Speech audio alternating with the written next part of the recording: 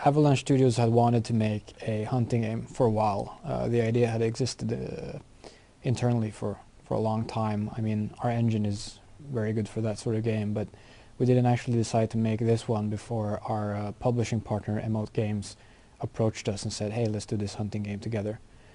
It is different from other hunting games. It's slow-paced. It's not, some sort of 3D version of Duck Hunt. The idea was to try to simulate real hunting as well as we possibly could.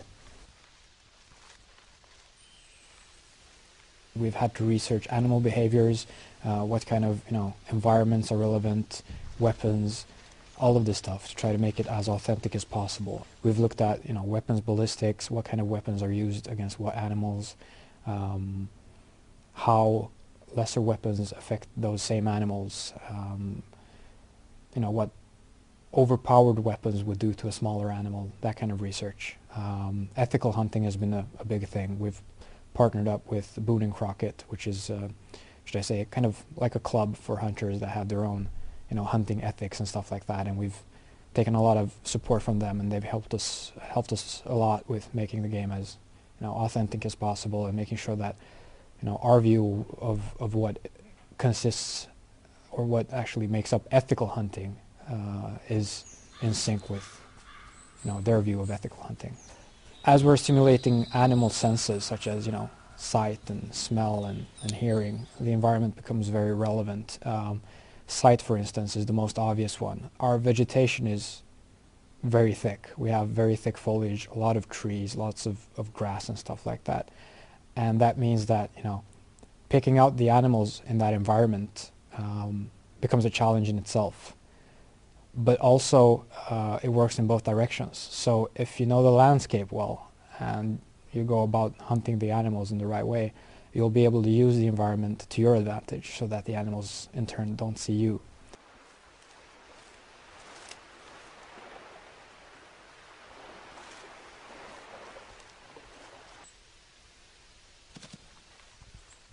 Now the HunterMate device is sort of like a combined GPS and tracking device rolled into one.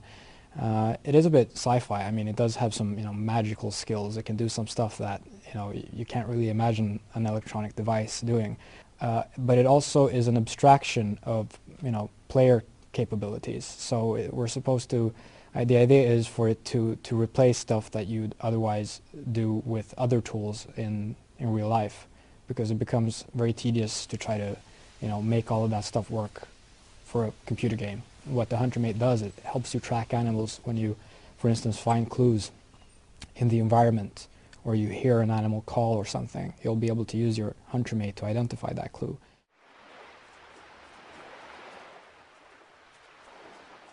We take a lot of help from the hunting community and beta testers who are actually, good hunters, many of them.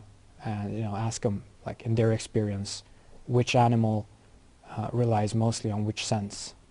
So for instance, for deer, smell is a pretty big factor. If they smell you, they might get spooked for that alone. Whereas turkey might not really care about smell. There's that sense is not as strong with them. A big part of the immersion for many players is to be able to hunt in the environment they're used to, with the weapons they're used to using. The shotgun for the situations where that's appropriate, and we have the bolt action rifles and the lever action rifles, and even revolvers. Revolvers are big in America. Bows are in development, so a lot of people go bow hunting. And also, apart from that, we try to, have as much fun as possible with that stuff, because there are quite a bit of unorthodox weapons used in hunting sometimes, and we plan to, like, if we have time and resources for it, of course, we'll look into having as many different weapons as possible. So, as long as people keep playing the game and keep supporting us, we're going to keep adding stuff, try to make everyone happy.